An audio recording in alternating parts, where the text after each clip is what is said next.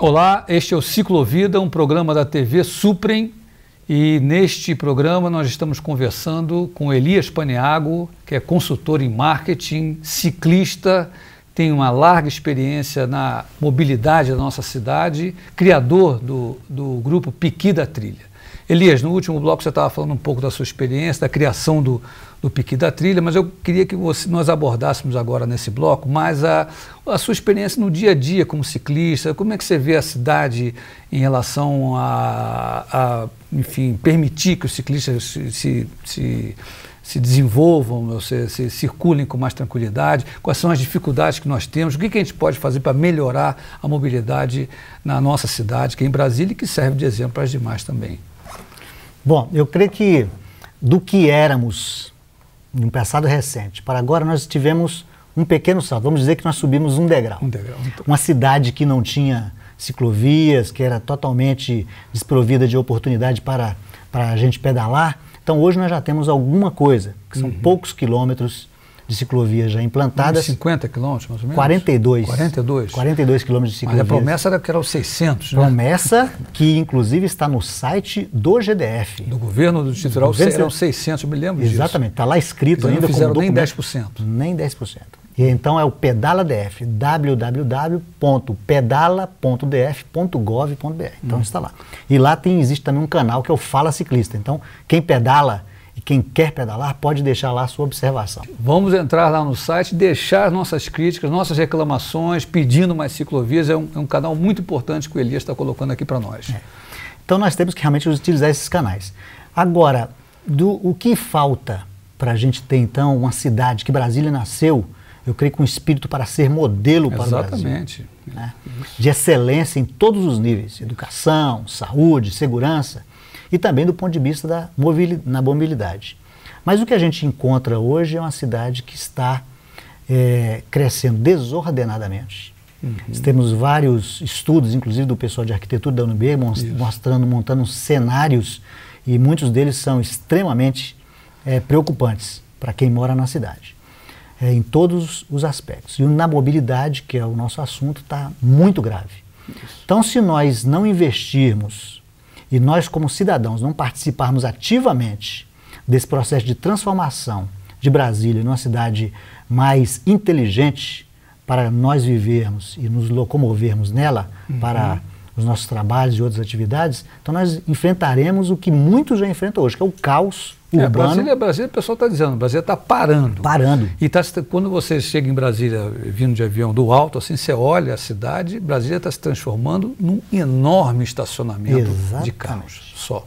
Você vê, no intervalo aqui a gente está trocando umas ideias, e você vê que hoje a gente podia até lançar uma ideia. Que tal fechar o setor comercial para o acesso de carros? Só para pedestre, ciclista. Para patinete. Patinete, só isso. Carro não.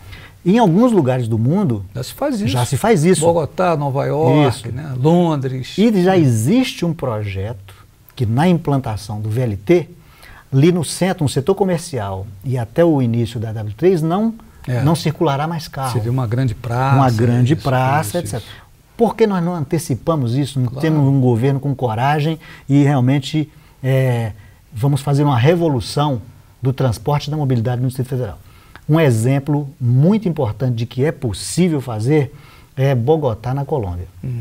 Bogotá era um caos total, era uma cidade paralisada, sem educação, suja. E hoje quem visita Bogotá tem uma surpresa agradável. E da onde veio a ideia para transformar Bogotá naquele exemplo maravilhoso que ela se tornou hoje? E o Penalosa, que foi na época o prefeito da cidade, hoje se tornou um consultor internacional sobre o assunto.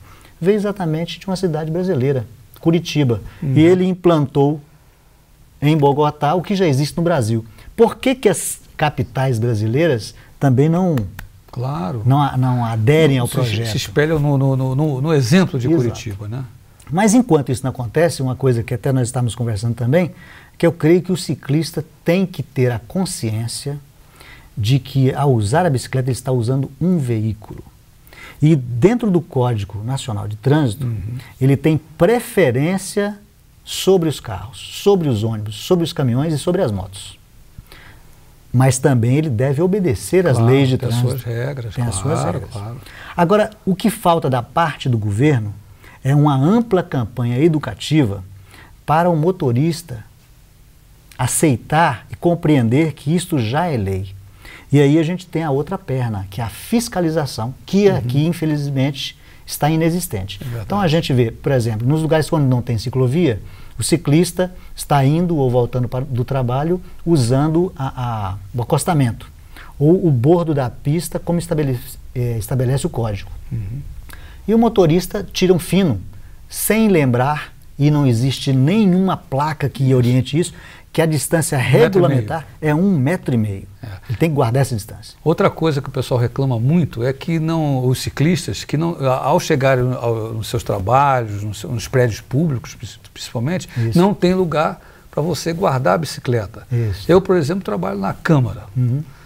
A Câmara, apesar de ter mais de 1000 vagas para carros, para os seus funcionários, não tem um bicicletário. Ou seja, se você chegar lá, eu chegar lá de bicicleta, eu não tenho onde guardar a bicicleta. Ou seja, a Casa do Povo restringiu o acesso do povo. Pois é, aí o que acontece? Eu não vou de bicicleta, porque não tenho onde guardar a bicicleta. Não tenho onde tomar um banho, por exemplo, chegar lá, tomar um banho rápido para ir para o trabalho menos suado, então, porque aqui o nosso clima exige um pouco isso. Mas o pessoal reclama muito disso. Mesmo os prédios públicos, aí, os prédios não têm estrutura para receber o ciclista. E você vê que a Câmara é uma casa nova. Claro, um prédio novíssimo. Recém-inaugurado. O ciclista lá tem que amarrar a bicicleta em qualquer cano, qualquer postezinho.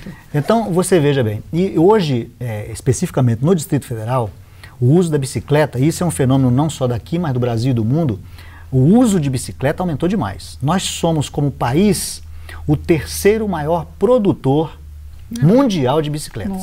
Segundo a Abraciclo, em 2007, nós fomos o 5º maior mercado consumidor de bicicletas no mundo. Então, quer dizer, existe uma expansão grande. Então, do ponto de vista de negócio, ele é muito interessante. Nós estamos aí próximos a 2 grandes eventos no Brasil, que é Olimpíadas e Copa. Copa do Mundo, isso. Copa do Mundo.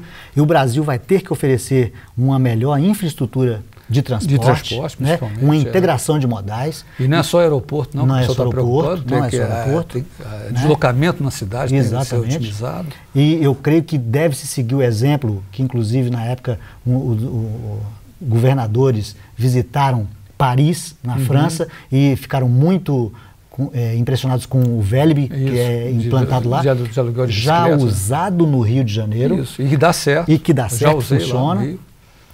E Brasília tem todas as condições para fazer um transporte de bicicleta, esses bicicletários com bicicletas que você paga uma espécie de aluguel, integradas ao metrô. Funcionaria perfeitamente. Então nós teríamos uma melhor mobilidade e o indivíduo que vai trabalhar, o cidadão, se sentiria mais estimulado a usar a sua bicicleta como meio de transporte. Elias, infelizmente nosso tempo está aqui acabando, porque eu tenho certeza que a gente ficaria muito mais tempo aqui conversando sobre esse assunto apaixonante que é mobilidade urbana, que é ciclismo, e você tem muito realmente a nos ensinar em relação a isso, mas nosso tempo aqui está acabando. Eu quero agradecer muitíssimo a sua presença aqui no nosso programa.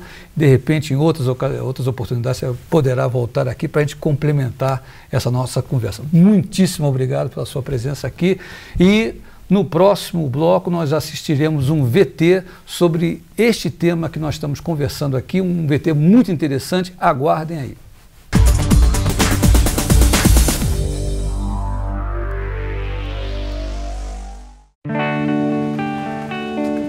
Obrigada por proteger os animais. Obrigado por diminuir as queimadas. Obrigada por lutar contra o aquecimento global. Obrigada por preservar a Amazônia. Obrigado pelo ar limpo.